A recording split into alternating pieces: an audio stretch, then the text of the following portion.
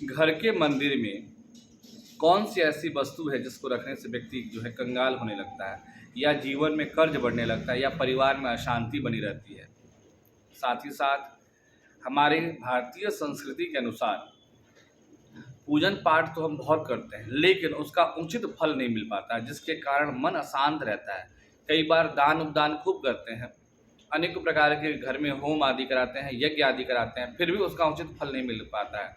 क्या है इसका रीजन, जानेंगे इस वीडियो के माध्यम से। बने रहिए इस वीडियो के अंत तक ताकि सही जानकारी आपको इस वीडियो के माध्यम से प्राप्त हो सके। नमस्कार, मैं आपका अपना आचार्य रितेश पांडे, ज्योतिष एवं वास्तु विशेषज्ञ। आज हम बात करेंगे इस चैनल के माध्यम से कि भारतीय संस्कृति के अनुसार किन विशेष नियमों का पालन करते हुए हमें अध्यात्म के क्षेत्र में आगे बढ़ना चाहिए।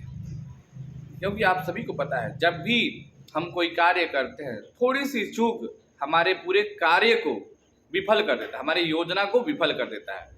तो किन किन बातों का विशेष रूप से हमें ध्यान देना है अध्यात्म को लेकर, किन किन सामग्रियों को हमें अपने घर के मंदिर में रखना है, किस प्रकार से पूजन करना है, क्या है इसकी विधि और क्या है इसका शास्त्रमत करने का नियम। जैसा कि आप सभी को पता है कि पूजन से पूर्व सबसे पहले घर का जो मंदिर है, यह सुनिश्चित होना चाहिए कि क्या वह सही दिशा में है। मंदिर का सही दिशा में होना बहुत महत्व रखता है। जैसे पूजन पाठ के लिए मंदिर का जो स्थान बताया गया वह शास्त्रों में ईशान कोण बताया गया, नॉर्थ ईस्ट जिसे बोलते हैं। पूर्व या उत्तर का दिशा भी आप यूज कर सकते हैं, नहीं तो इन दोनों के बीच का जो कोण है जिसे ईशान कोण के नाम से जाना जाता है, उस दिशा का उपयोग करना बहुत ही लाभदायक होता है, पहला। दूसरा, मंदिर जहां भी हो वहां किसी भी प्रकार की गंदगी व भार नहीं होना चाहिए। बहुत सारे लोग घरों में मंदिर बनाते हैं और मंदिर के ऊपर पूजा पाठ की वस्तुओं को रख देते हैं। तो ये ध्यान रहे कि मंदिर के गुंबज के ऊपर किसी भी प्रकार की कोई भी वस्तु ना हो। खास करके लोग अगरबत्ती रखते हैं, माचिस की तिलियां रख देते हैं, जली हुई बत्तियां रख देते हैं। इस प्रकार की जो वस्तु मंदिर के प्रांगण में रखते हैं या मंदिर के कपाट पे ऊपर रखते हैं, वह व्यक्ति नित्य प्रतिदिन पूजा तो खूब करेगा, लेकिन उसके जीवन में शांति नहीं आ पाएगी। यह वस्तु जो व्यक्ति अपने घर के मंदिर में प्रांगण में रखता है, उसके जीवन में अनेकों प्रकार की कठिनाइयां, संघर्ष व कर्ज बढ़ने लगता है। तो इस बात का विशेष ध्यान है कि जिस स्थान पे मंदिर हो वह स्थान बिल्कुल स्वच्छ साफ होना चाहिए। पूजा का तात्पर्य होता है शुद्धता, पवित्रता, शारीरिक रूप से भी, मानसिक रूप से भी, व उस स्थान को भी हम इतना पवित्र रखें क्योंकि भगवान बहुत ही पवित्र चीज़ों को पसंद करते हैं, बहुत शुद्ध और सात्विक चीज़ों को पसंद करते हैं। इसलिए उस स्थान को पवित्र होना, शुद्ध होना बहुत ही आवश्यक होता है। लेकिन जो व्यक्ति अपने घर के मंदिर में माचिस और खास करके अगरबत्ती रखता है या जली हुई बत्तियां, धूप या इन सब चीज़ों का अवशेष, फूल पत्ती रखता है, वह व्यक्ति नित्य प्रतिदिन अशांत रहता है, शारीरिक रूप से पीड़ित रहता है, मानसिक रूप से पीड़ित रहता है और उसके ऊपर कहीं ना कहीं कर्ज आदि बढ़ने लगता है, शत्रु उसके बढ़ने लगता है। तो यह रोज का रोज आप व्यवस्थित जगहों पे इनको व्यवस्थित कर दिया करें, प्रवाह कर दे या मिट्टी खोद के दबा दे। लेकिन अगरबत्ती घर में कदापि न रखें। अगरबत्ती ना ही घर में प्रज्वलित करना चाहिए, ना ही अगरबत्ती रखना चाहिए, पहला। दूसरा, सभी चीज़ों के लिए जो व्यक्ति किसी भी कार्य को योजना पूर्वक करता है, चाहे वह कोई भी कार्य हो, तो निश्चय है उसका शीघ्र उसको फल प्राप्त होता है। अक्सर लोग पूजन पाठ के समय जल्दबाजी करते हैं। जल्दबाजी किस प्रकार से, पाठ करते रहेंगे या जब करते रहेंगे, फोन आ गया फोन अटेंड कर लेंगे, किसी को काम बीच में बोल देंगे, पाठ को रोके। यह इसका बहुत दुष्परिणाम होता है। ऐसा करने से वह पाठ व जप जो है खंडित माना जाता है। तो विशेषतः इस प्रकार से इस बात का ध्यान रखें कि जब आप पूजन करें बिल्कुल शांत हो जाएं, एकाग्र हो जाएं और पूजन को प्रारंभ करने से पूर्व स्वयं शुद्ध और पवित्र हो जाएं।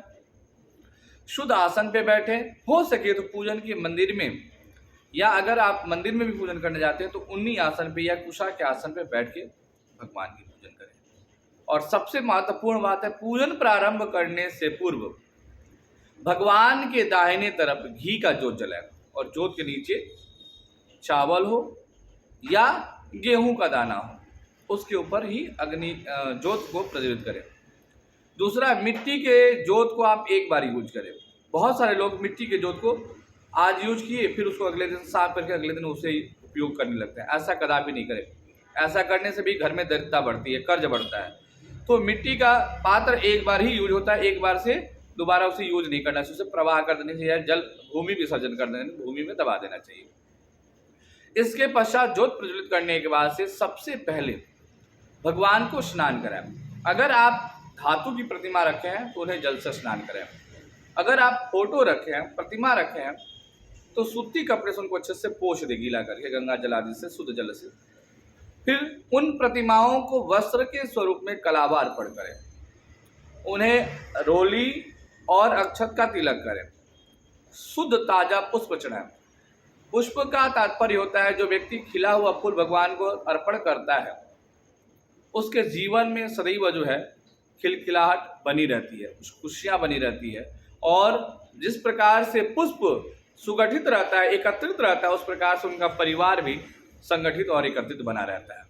इसके साथ साथ भगवान को गंधाक्षत पुष्प अर्पण करने के बाद धूप दिखाएं, दीपक दिखाएं और फिर उनको नैवेद्य अर्पण करें। कोई ज़रूरी नहीं है कि आप भोजन ही उनको खिलाएं, जो आपसे बने, मक्खन, मिश्री या फिर आप लाचदाने का प्रसाद, ड्राई फ्रूट का प्रसाद, जो आपसे उपलब्ध हो सके भगवान के लिए वह भोग लगाएं। फिर पूजन संपन्न करने के पश्चात भगवान से क्षमा याचना करें, प्रार्थना करें, हे प्रभु हमारे जीवन में जो कुछ त्रुटि हुई है, हमारे पूजन के द्वारा, हमारे भक्ति के द्वारा जो कुछ हमसे अपराध हुआ उसे हमें क्षमा करें और मुझ जैसे दास पे अपनी अनुकंपा बनाएं, ऐसा उनसे बारंबार प्रार्थना करें। और फिर बैठ के उनके चरणों में जो आपके इष्ट है, आराध्य, उनसे संबंधित स्तुति व पाठ को, जप को आप प्रारंभ करें। फिर उनकी आरती उतार लें।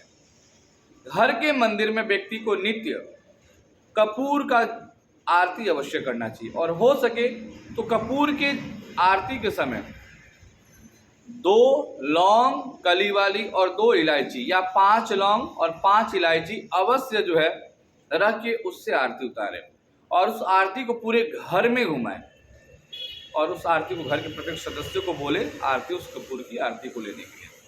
ऐसा करने से घर की नकारात्मक ऊर्जाएं क्षीण होती हैं, नष्ट होती हैं और वास्तु दोष, पितृदोष व दैविक दोषों से भी छुटकारा प्राप्त होता है। इस नियम को जो व्यक्ति नियमतः करता है उसके जीवन में कभी पारिवारिक, मानसिक, आर्थिक पीड़ा उत्पन्न नहीं होती है।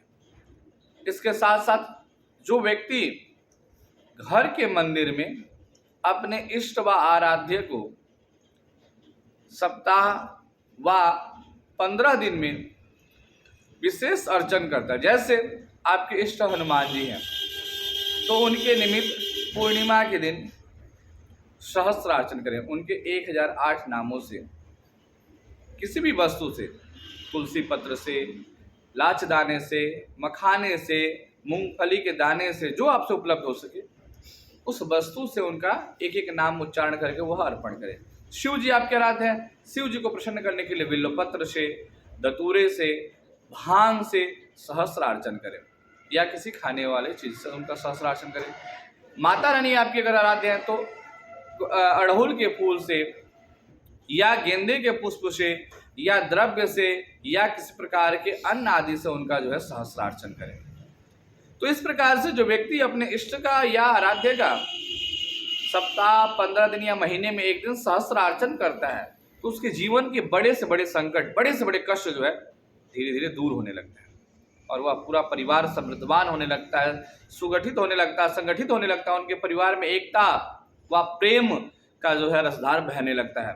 इसके साथ ही साथ उनके परिवार के प्रत्येक सदस्य संस्कारवान, धैर्यवान, धर्मवान और जो है अपने कार्य में कुशल व्यक्ति बनता है। वह अपने जीवन में, अपने समाज में यश, पद, प्रतिष्ठा को धीरे धीरे प्राप्त करने लगता है। तो इस प्रकार से जो व्यक्ति घर के मंदिर में नियम पूर्वक पूजन व अर्चना करता है तो निश्चय ही इस प्रक्रिया के द्वारा वह व्यक्ति जीवन में शीघ्र ही सफल व धनवान, सुखवान, समृद्धवान व्यक्ति बन जाता है। तो आप सभी से आग्रह है कि इस नियम का पालन आप अपने घर के मंदिर में करें और ऐसा करने से निश्चय ही आपके परिवार में, आपके पूजन में जो कुछ त्रुटियां हुई हैं उनको आप ध्यान देंगे तो निश्चय ही आपके परिवार में बरकत होगा, अच्छा लाभ मिलेगा। और आपको अगर यह वीडियो पसंद है तो आपसे रिक्वेस्ट है, आपसे प्रार्थना है कि आप यह वीडियो अपने दोस्तों में, अपने इष्ट मित्रों में व व्हाट्सएप के थ्रू, फेसबुक के थ्रू शेयर अवश्य करें, मुझे बहुत ही अच्छा लगेगा। नमस्कार, जय सिया राम।